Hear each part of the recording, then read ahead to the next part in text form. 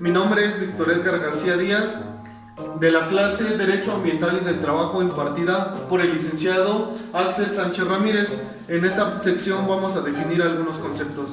Comenzaremos con el acto jurídico, que es un acto de carácter consciente y voluntario, ejecutada por un individuo que tiene por objeto establecer relaciones de tipo legal. Un hecho jurídico es un acto o fenómeno que al producirse genera un efecto de tipo jurídico previsto y tipificado en las normas vigentes. Una norma jurídica es una regla dirigida a regular el comportamiento de los individuos que forman parte de un núcleo social. Ley es un precepto o conjunto de preceptos dictados por la autoridad mediante el cual se manda o prohíbe algo acordado por los órganos legislativos competentes.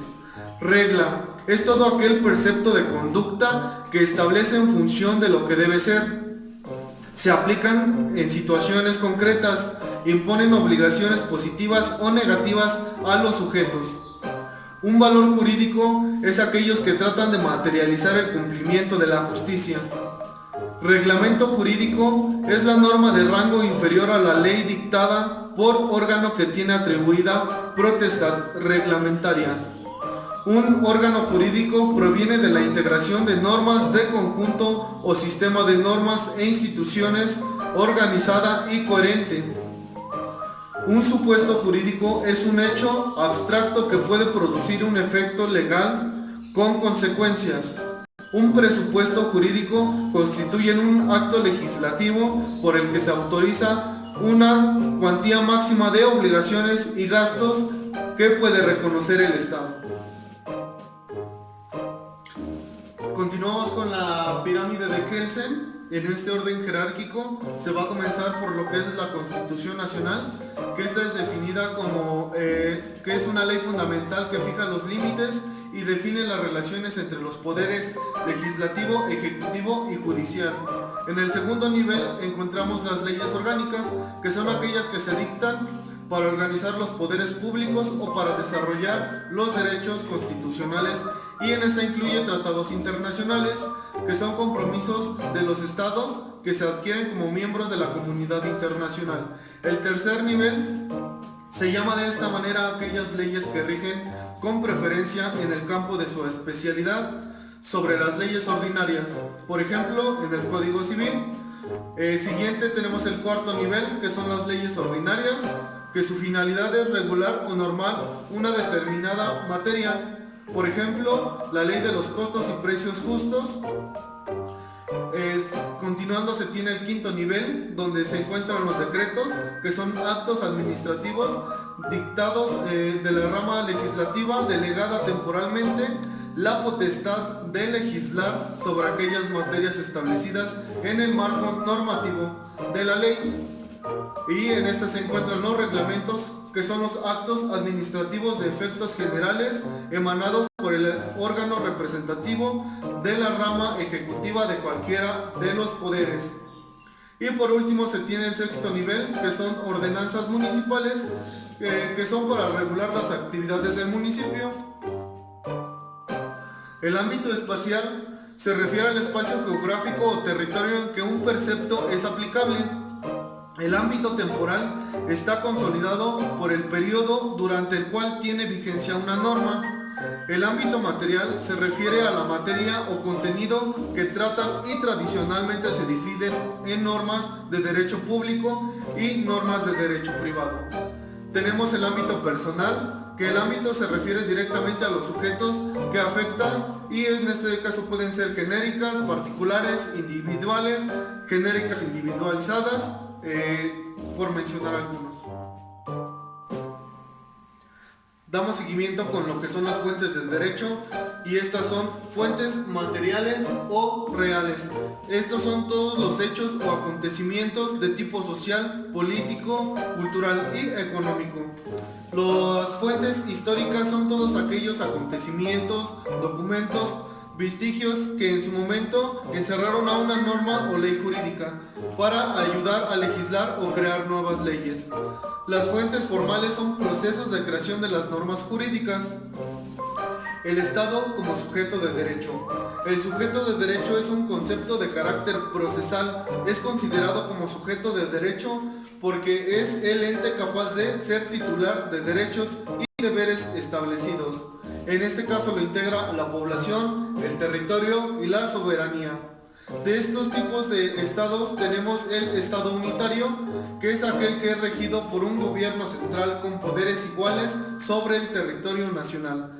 Tenemos al estado federal, que está compuesto por varios estados que poseen gobierno peculiar y una gran economía administrativa.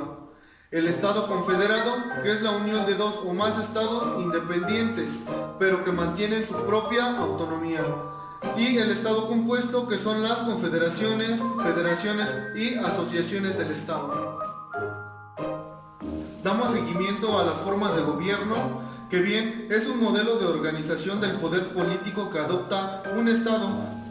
Las distintas formas de gobierno posible presentan numerosas diferencias y cambian a menudo de una época a otra y de un estado a otro.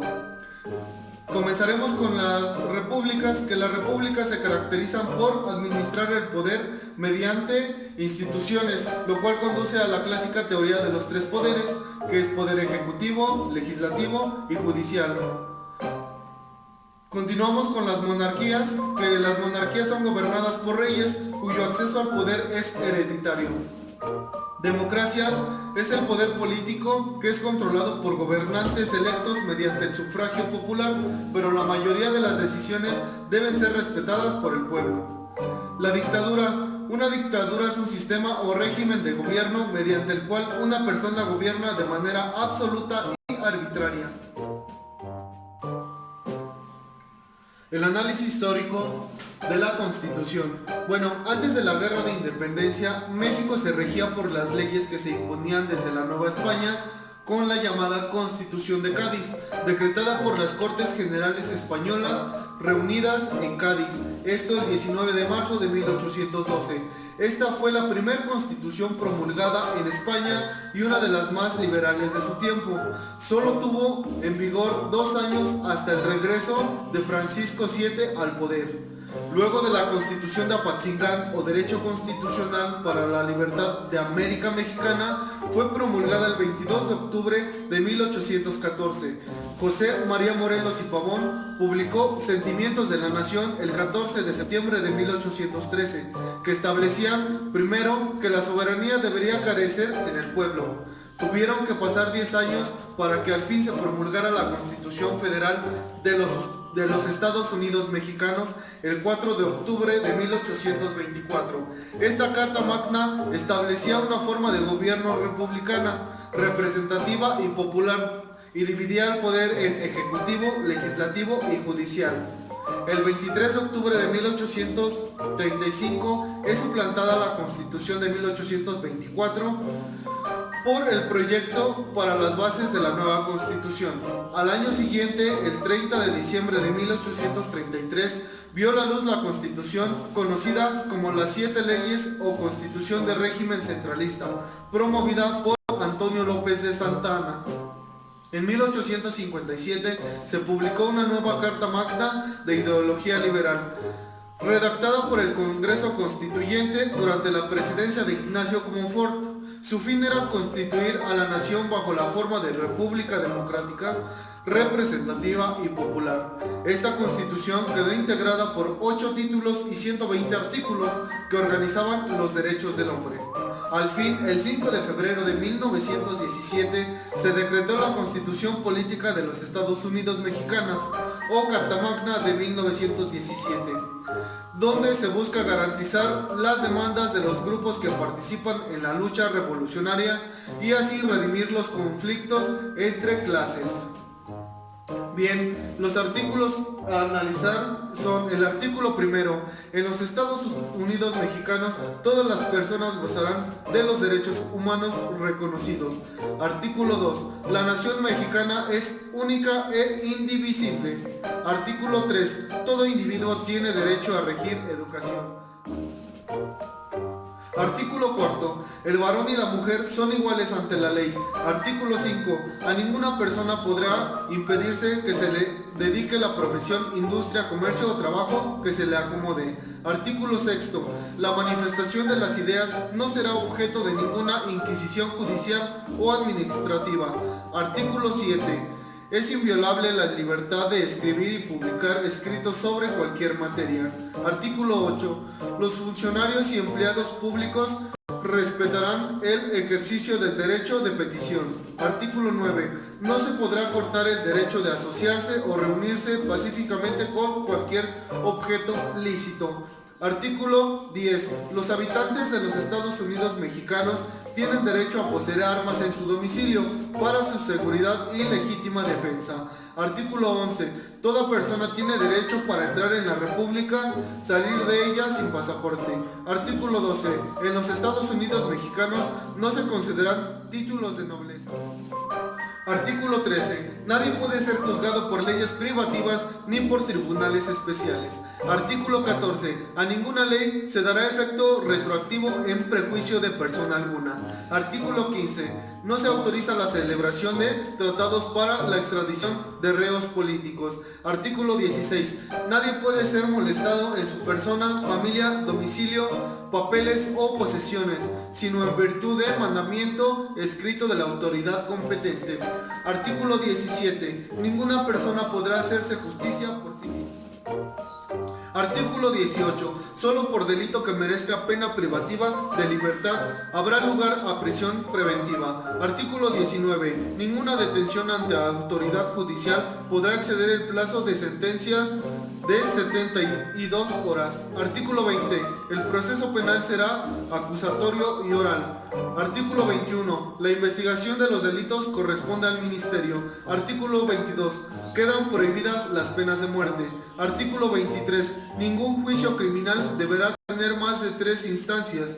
Nadie puede ser juzgado 2 veces por el mismo delito. Artículo 24. Todo hombre es libre para profesar la creencia religiosa que más le agrade. Artículo 25. Corresponde al Estado la rectoría del desarrollo nacional para garantizar este sea integral y sustentable, que fortalezca la soberanía de la nación. Artículo 26. Del Estado organiza un sistema de planeación de democracia del desarrollo nacional que imprima solidez, dinamismo, permanencia y equidad al crecimiento de la economía. Artículo 27. La propiedad de las tierras y aguas comprendidas dentro de los límites del territorio nacional corresponden originalmente a la nación. Artículo 28. Los Estados Unidos mexicanos quedan prohibidos los monopolios.